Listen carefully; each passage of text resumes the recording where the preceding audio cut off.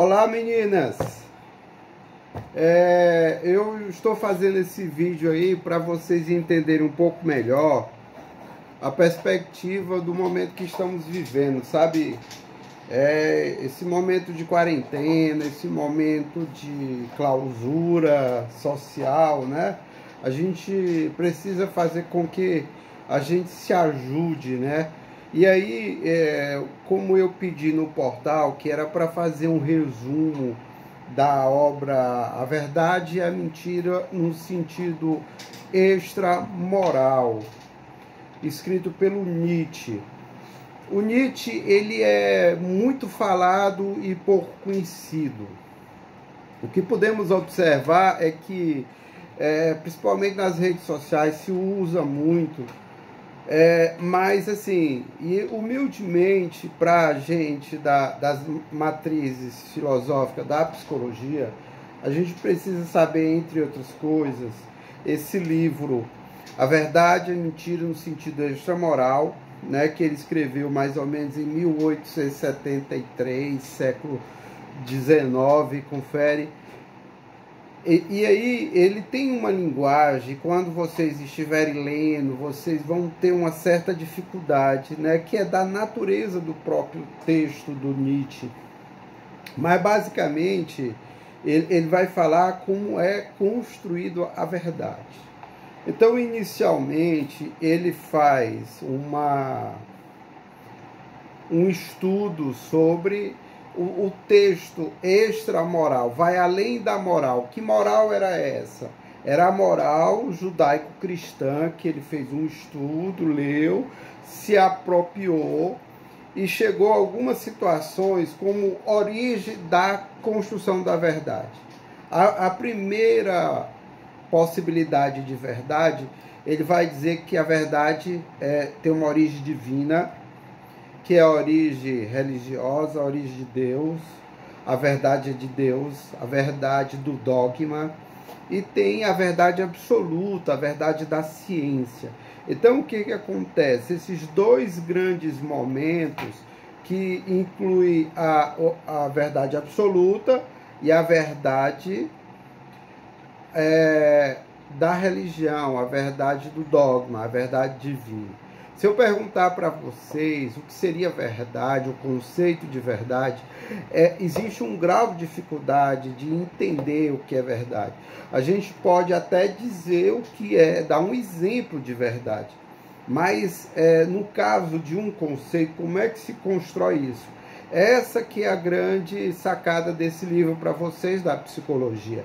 Porque, entenda, vocês vão precisar ouvir, né, o discurso das pessoas, que vocês vão precisar para entender, para ajudar essas pessoas a solucionar seus problemas. Então, a verdade, ela, para o Nietzsche, ele vai dizer que não podemos se conformar com essa coisa de verdade divina, de verdade absoluta. A verdade, para o Nietzsche, é uma construção da linguagem. Então, quem consegue utilizar a linguagem é o ser humano. Logo, quem cria a verdade são os seres humanos, são os homens. Quando ele chama essa construção, que ela vai gerar uma imagem, um sentido, aí isso se transforma em verdade dentro do cabeção das pessoas.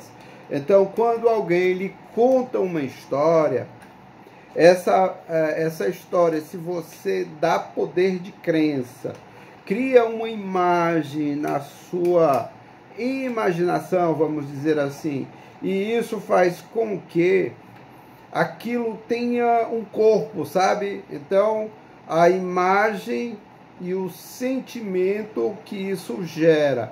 Então, pessoal, é necessário que vocês entendam essa construção da verdade. O Nietzsche, ele afirma com muita propriedade que ele vai dizer que a verdade é uma metáfora, sabe? Quer dizer, a metáfora é uma forma de dizer as coisas.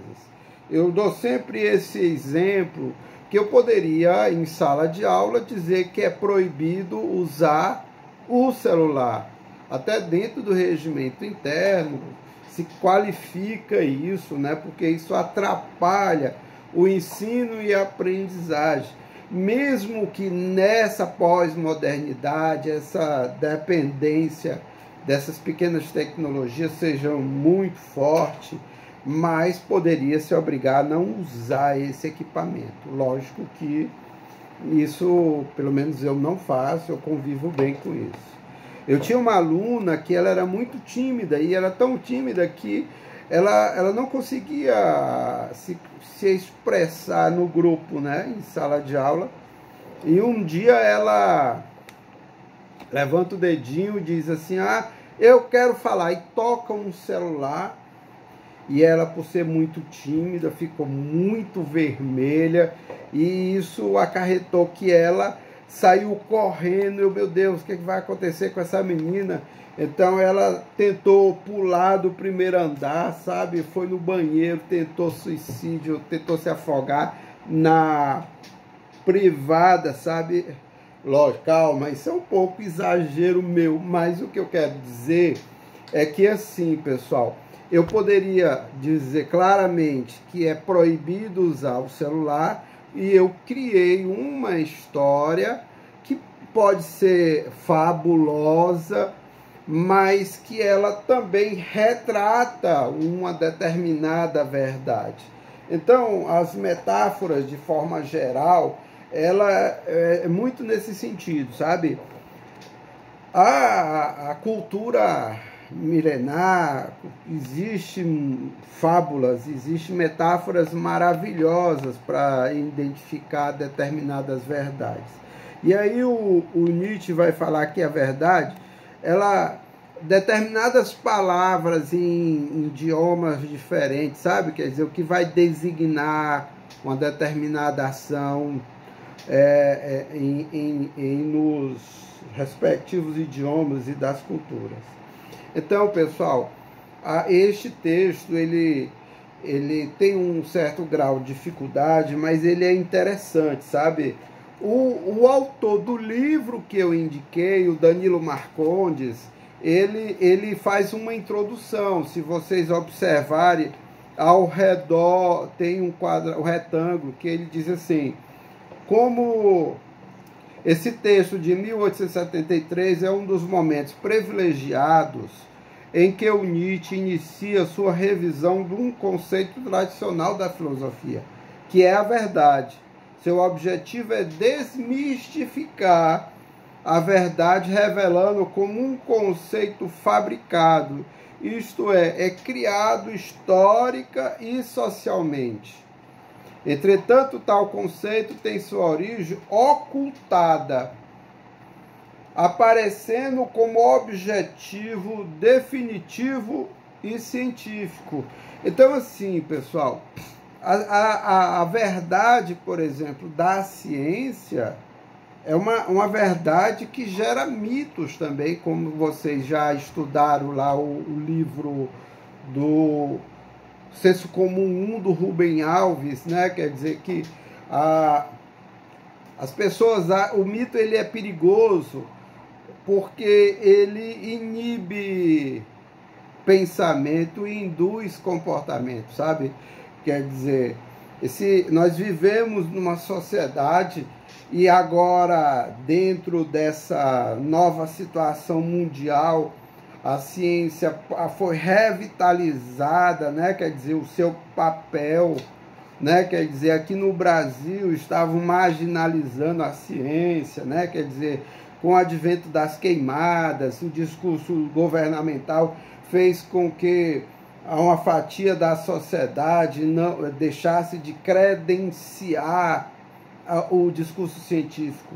Mas hoje nós vivemos no paradigma da ciência, não é? Quer dizer, por isso que também vocês estão estudando uma ciência do comportamento, a psicologia, não é? Então, assim, é importante que vocês, na página 142, ele vai falar no ser humano essa arte, o ser humano tem uma arte de simulação, atinge o seu auge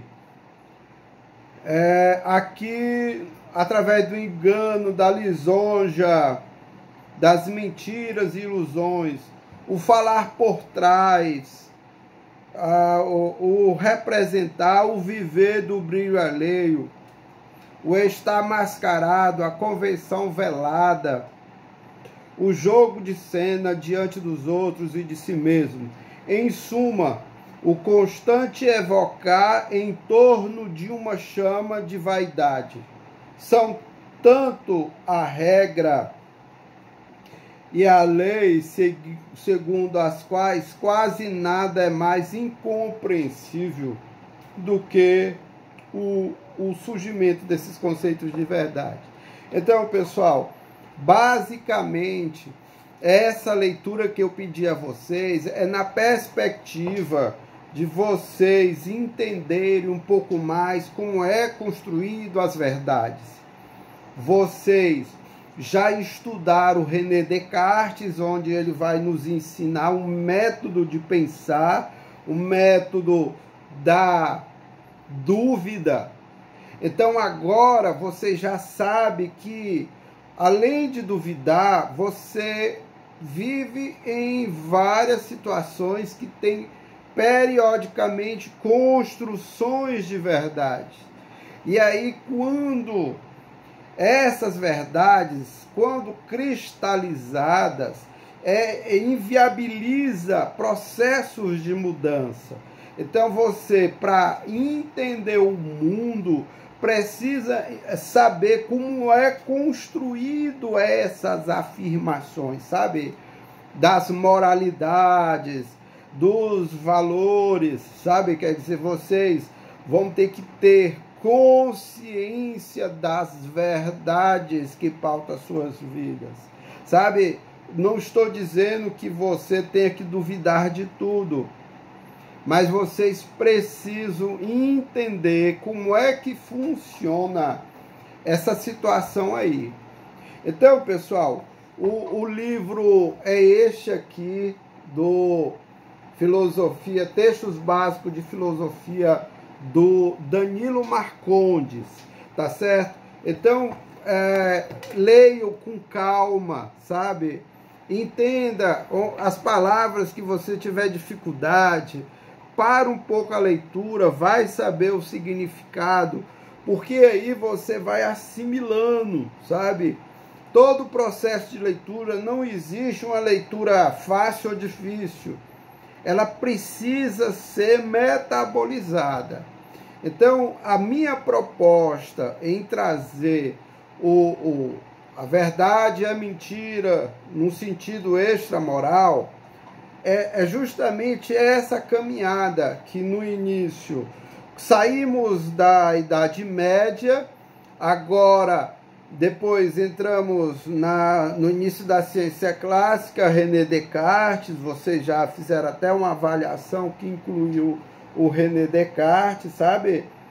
Quer dizer, agora junta com esse conceito de construção das verdades. A ciência, ela constrói verdades, né? Mas lembre que ela não é a única forma de ver o mundo.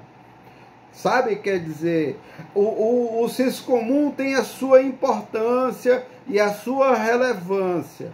Então eu me disponibilizo que, caso vocês ainda tenham dúvida, eu vou pedir para ser incluído no grupo de vocês, para aí vocês conversarem comigo sobre essa leitura.